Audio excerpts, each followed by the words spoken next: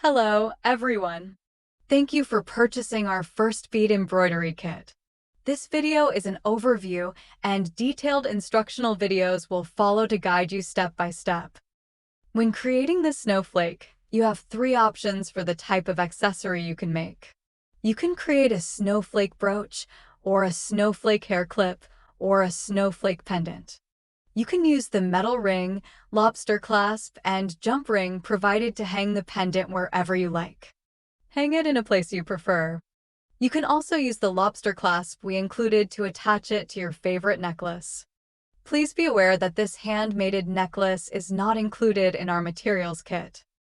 This is our embroidery pattern, and you can clearly see various pattern lines on it to help you determine the placement. This is the main diamond made of zircon, which corresponds to the position of the hoop on the embroidery frame.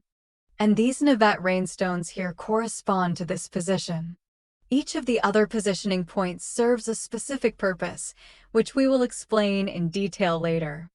We have provided materials in 4 bottles. Materials in bottle A are used to stitch the main diamond and navette rheinstones. Materials in bottle B are used to fill the central area, including this large bicone bead, which is located here and here.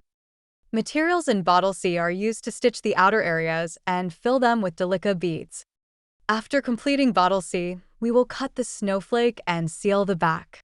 Materials in bottle D are primarily used for the final bead edging and to create 2 types of top beads. This is our first step of this handcraft. Please take out the pattern fabric with the snowflake and the translucent frosted plastic sheet. We need to prepare a thin sheet in the shape of a snowflake, which we will use later.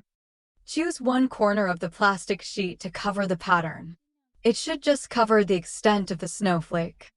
The remaining space can be used to draw another snowflake shape.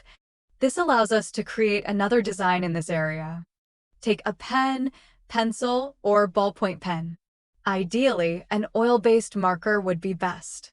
When drawing, trace along the edges of the snowflake pattern, but make it slightly smaller than the actual snowflake design. Leave an approximate distance of half the thickness of a quarter coin between the lines. See, there is a slight gap between the lines I drew and the original snowflake pattern. This plastic sheet will provide support for our snowflake. We won't stitch within the plastic sheet snowflake pattern, but we will stitch through the reserved gaps during the final edging.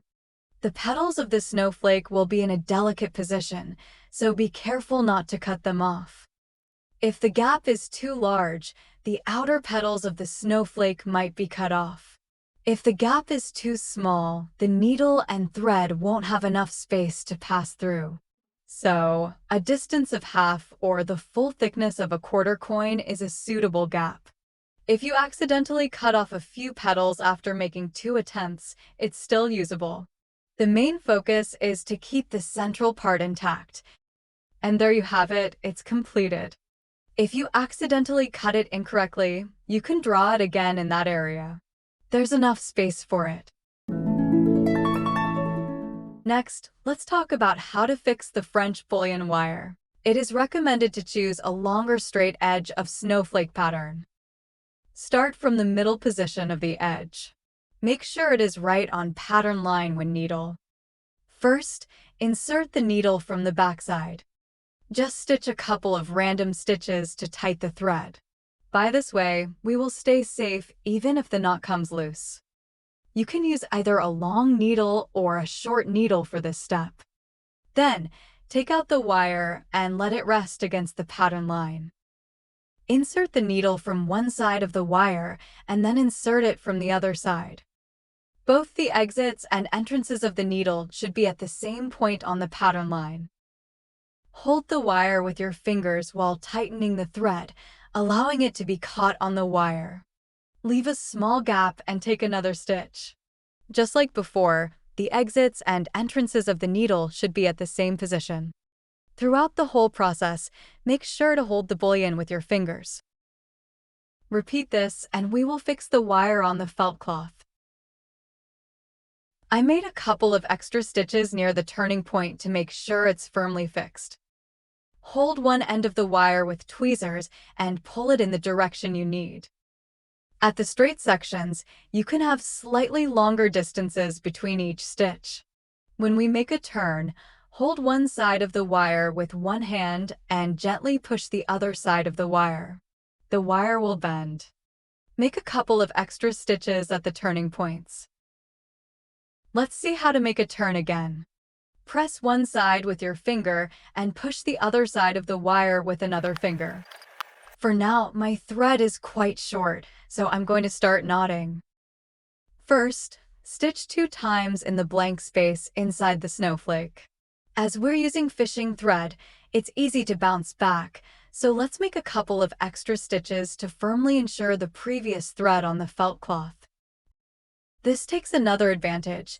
Even if your knot is not strong enough, the previous threads won't loosen. We have already explained this specific way to knot in detail earlier, so we won't go into detail here. Similarly, stitch 2 stitches in the blank space, then continue fixing French bullion wire. Now, let's talk about the ending. Choose a straight edge for the ending is where we start. We will cut the wire at the matching position where we start and end. At this point, the 2 sides of the wire are almost closed. Stitch a few more times at the 2 ends. Once both ends are fixed, you can cut off the French bullion wire. After cutting, fix it with a few more stitches. The last step will be make a knot at the back. Please, make sure to do the knot inside the snowflake pattern, otherwise it will be cut off in when we cut the snowflake from felt cloth. And there you have it. The entire shape of snowflake is now firmly fixed. Alright, let's take out bottle A. We're gonna open the cap and use tweezers to remove the fabric inside. And this is our main zircon diamond. Now, let's take a look at how to secure the diamond. Turning it around, you'll see there are 2 holes on each side, making a total of 8 holes. When fixing it, we'll first thread through vertically, like the arrow shows, and then horizontally, as indicated by the arrow. Let's get started. Grab a long needle. In the middle of the pattern, there's a circle indicating the location of the main diamond. When you fix the diamond, the needle should be in and out along the line of the circle or inside the circle. The most important action here is that the needle goes in and comes out shell exactly in front of the hole and on the pattern circle line. Start by bringing the needle out from the bottom, ensuring it goes through the line of the circle. Next, thread through the holes on both sides. Try to keep the needle close to the edge of the diamond. After pulling the thread tight, check if the diamond is positioned correctly. Then, at the hole you're about to thread through, bring the needle out from the line of the circle. Thread the needle through. Insert the needle right next to the hole you just threaded through and pull the thread tight. Pay attention. The positions of the 2nd and 4th stitches are crucial. If you make a mistake, the diamond can easily become crooked. Now let's secure it horizontally. Bring the needle out from beside the hole you're about to thread through. Again, thread through in the same way. The needle should come out directly opposite the hole. See that? We continue threading through the hole. Make sure to use a long needle for this. It can be tough with a short needle. Let me show you the side view. The needle comes out directly in front of the hole, and then we insert the needle.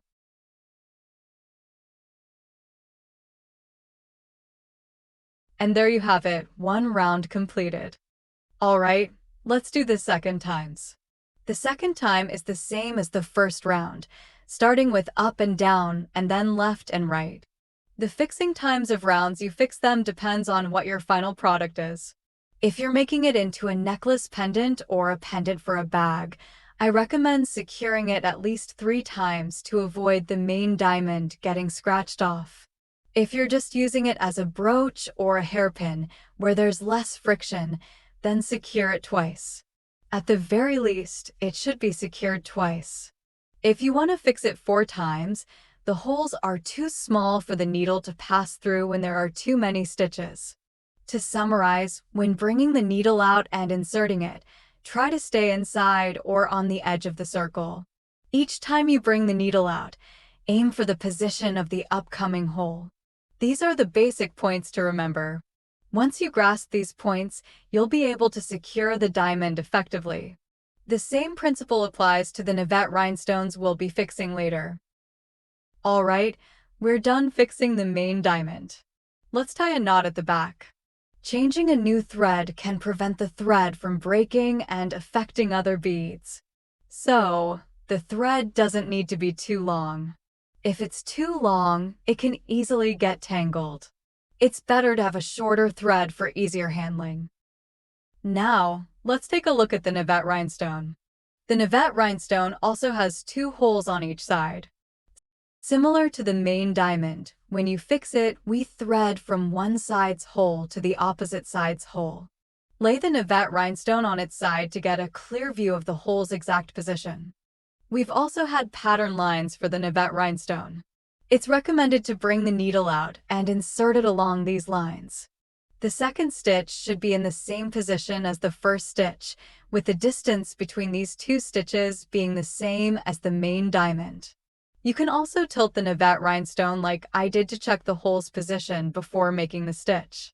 Make sure to hold the navette rhinestone with your fingers, ensuring that when you bring the needle out and insert it, it aligns perfectly next to the hole.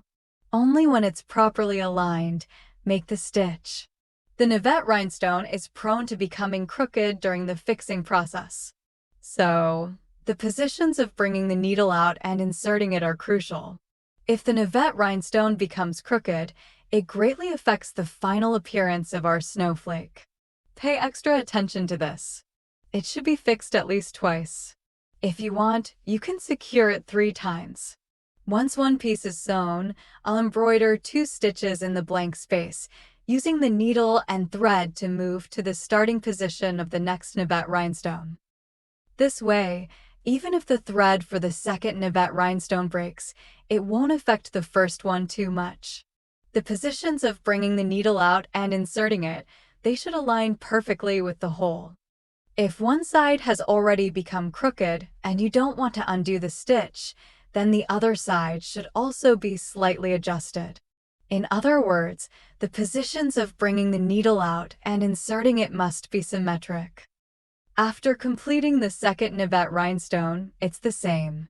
Embroider 2 stitches in the blank space and move to the starting position of the next navette rhinestone. Usually we sew 3 pieces and then change the thread for the navette rhinestone. Of course, you can sew 2 pieces or 1 piece before changing the thread. After finishing the 3rd piece, we'll tie a knot and then rethread the needle. Now, let's fast forward through the remaining 4. Finally, tie a knot at the back. Our bottle A is complete. Congratulations on completing an important step.